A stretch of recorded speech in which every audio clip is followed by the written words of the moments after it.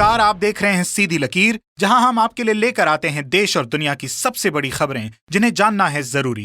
तो इस वीडियो को आखिर तक जरूर देखिएगा। तो चलिए शुरुआत करते हैं आज की सबसे पहली बड़ी खबर के साथ। उत्तर प्रदेश से बड़ी खबर। सियासी सरगर्मियों के बीच मुख्यमंत्री योगी आदित्यनाथ कल अचानक उप मुख्यमंत्री केशव प्रसाद मौर्य के घर पहुंच गए। करीब 4.5 साल में पहली बार सीएम योगी आदित्यनाथ पहुंचे हैं डिप्टी सीएम के घर, जहां आरएसएस के कृष्ण गोपाल पहले से थे मौजूद। बताया जा रहा है इस घटनाक्रम को योगी सरकार व संगठन में एकता का संदेश देने की कोशिश। इसी बीच भाजपा के राष्ट्रीय संगठन मंत्री बीएल संतोष ने लखनऊ में कोर कमेटी के सदस्यों की मौजूदगी में 3.5 घंटे किया मंथन। बोले, बंगाल जैसी गलती यूपी में ना दोहराएं। अपना दल को जिला पंचायत में 2 सीटें देने पर बनी सहमति। 73 जिलों में बीजेपी खड़ा करेगी प्रत्याशी। 65 से ज्यादा सीटों पर जीत का किया दावा। पंजाब में नहीं थम रहा कांग्रेस का संकट। नवजोत सिंह सिद्धू एक बार फिर मुख्यमंत्री कैप्टन अमरिंदर सिंह के खिलाफ हुए मुखर। पार्टी हाईकमान द्वारा गठित 3 सदस्यीय कमेटी ने अमरिंदर सिंह को विधायकों की नाराजगी दूर करने की दी नसीहत।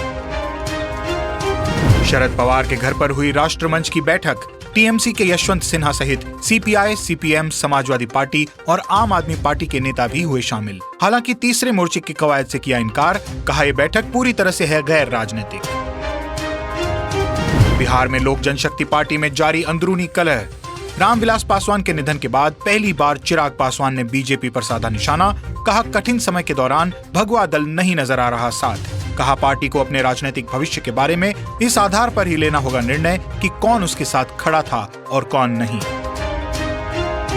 श्रीनगर में आतंकवादियों ने फिर की जुर्रत। मंगलवार को सीआईडी इंस्पेक्टर परवेज अहमद डार की गोली मारकर कर दी हत्या। पुलिस अधिकारी ने बताया कि नौगाम थाना क्षेत्र के कनीपुरा में आतंकवादियों ने इंस्पेक्टर को उनके घर के पास ही 3 गोलियां मार दी। इलाज के दौरान इंस्पेक्टर ने तोड़ा दम। प्रधानमंत्री नरेंद्र मोदी की अगुवाई में जम्मू कश्मीर को लेकर होने वाली मीटिंग में गुपकर संगठन के नेता भी होंगे शामिल। मंगलवार को फारूक अब्दुल्ला के घर पर हुई मीटिंग में गुपकर संगठन की ओर से लिया गया फैसला। नेताओं ने कहा, किसी कागज पर नहीं करेंगे दस्तखत और न ही 370 को लेकर करेंगे कोई समझौता। इसी बीच केंद्र सरकार के मंत्रिमंडल विस्तार की चर्चाओं से बिहार तक हुआ एक्टिव। मोदी कैबिनेट में जेडीयू के शामिल होने के कयासों के बीच मुख्यमंत्री नीतीश कुमार मंगलवार को पहुंचे दिल्ली। हालांकि यात्रा को बताया निजी। कहा, प्रधानमंत्री से मुलाकात की नहीं हुई है कोई बात।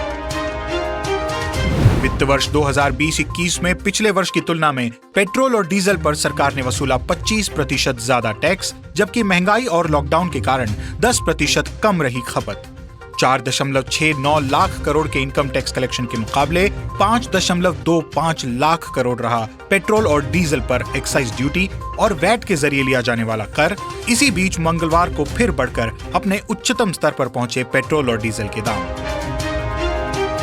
सुप्रीम कोर्ट ने खारिज की सीबीएसई व आईसीएसई 12वीं परीक्षा रद्द करने के खिलाफ याचिकाएं। कहा, रिजल्ट फॉर्मूला पूरी तरह निष्पक्ष और दुरुस्त। अयोध्या में राम मंदिर निर्माण और परिसर विस्तार के लिए जमीन की खरीद को लेकर एक और विवाद आया सामने। मेयर के भतीजे ने 20 लाख में खरीदकर 2.5 करोड़ में बेच दी अपनी बताकर नजूल भूमि। भूलेख दस्तावेजों में अभी भी सरकार के स्वामित्व की है बेची गई भूमि, जिसकी खरीद फरोख्त कानूनन नहीं है संभव। राकेश टिकैत ने केंद्र सरकार को दी खुली चेतावनी। कहा, नहीं मानी सरकार तो करना पड़ेगा इलाज। कहा, देश को लुटेरों से बचाना है तो जरूरी है सरहद पर टैंक, खेतों में ट्रैक्टर और युवा के हाथ में ट्विटर। पश्चिम बंगाल में 200 भाजपा कार्यकर्ताओं ने सिर मुंडवाकर किया प्रायश्चित। गंगा जल छिड़ककर टीएमसी में की वापसी। कोरोना के कारण लगातार दूसरी बार अमरनाथ यात्रा हुई रद्द। पवित्र गुफा से आरती का होगा सीधा प्रसारण। केंद्र सरकार ने पश्चिम बंगाल के पूर्व चीफ सेक्रेटरी अलपन बंदोपाध्याय के खिलाफ अहम दंडात्मक कार्यवाही की शुरू। 1 महीने के अंदर मांगा जवाब कि वो पीएम मोदी के साथ होने वाली बैठक में क्यों नहीं हुए शामिल। दोषी पाए जाने पर उनके रिटायरमेंट के बाद मिलने वाली सुविधाओं पर पड़ सकता है असर। कोविन पोर्टल की सफलता की कहानी साझा करेगा भारत। 20 से अधिक देशों ने पोर्टल में दिखाई रुचि।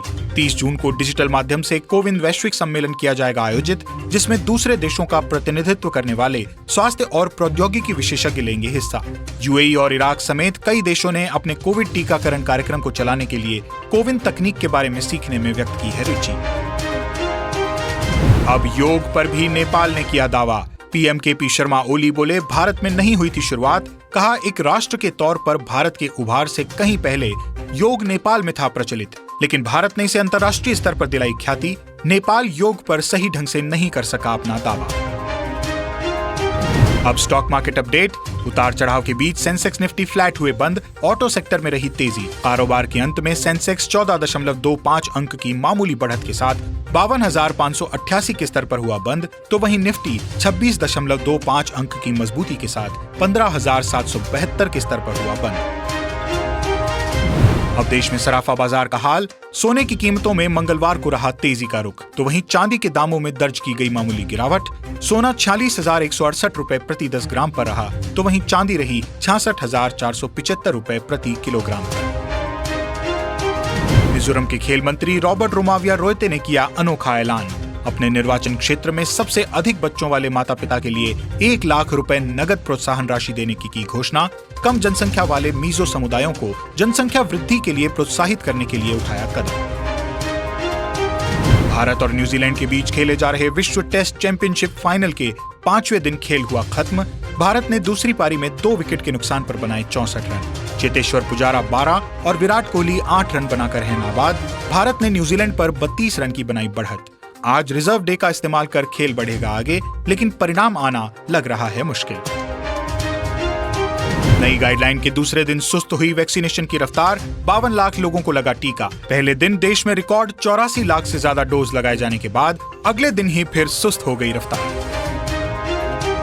कोवैक्सीन पर बड़ी खबर। हैदराबाद की कंपनी भारत बायोटेक का स्वदेशी टीका कोवैक्सीन फेज 3 के क्लिनिकल ट्रायल में साबित हुआ 77.8% असरदार। 25,800 लोगों पर किया गया फेज 3 ट्रायल। डीसीजीआई की सब्जेक्ट एक्सपर्ट कमेटी ने ट्रायल के डेटा को दी मंजूरी। अब ट्रायल का ये डेटा WHO से भी किया जाएगा साझा। बता दें कि कोवैक्सीन को अब तक 13 देशों में मिल चुकी है इस्तेमाल की मंजूरी। अमेरिकी कंपनी फाइजर की कोरोना वैक्सीन को जल्द ही भारत में मिल सकेगी मंजूरी। कंपनी के सीईओ ने कहा कि हम भारत सरकार से जल्द ही समझौते को अंतिम रूप देंगे। बता दें कि इस वैक्सीन की एफिकेसी 90% तक है, यानी कोरोना के खिलाफ ये 90% तक है असरदार। अब देश में कोरोना संक्रमण का हाल। संक्रमितों की संख्या बढ़कर 3,27,000 तक पहुंची, तो वहीं ठीक होने वालों की संख्या भी बढ़कर हुई 2,89,00,000 के पार। एक्टिव केस अब घटकर हुए 6,38,000। तो आज की खबरों में बस इतना ही। इसी तरह देश और दुनिया की बड़ी और काम की खबरों को सीधे अपने मोबाइल में पाने के लिए सीधी लकीर को YouTube पर सब्सक्राइब करें और Facebook पर लाइक करें, ताकि हम और हमारी टीम देश और दुनिया की जरूरी खबरों और आपके बीच खींच सकें एक सीधी लकीर। वंदे मातरम।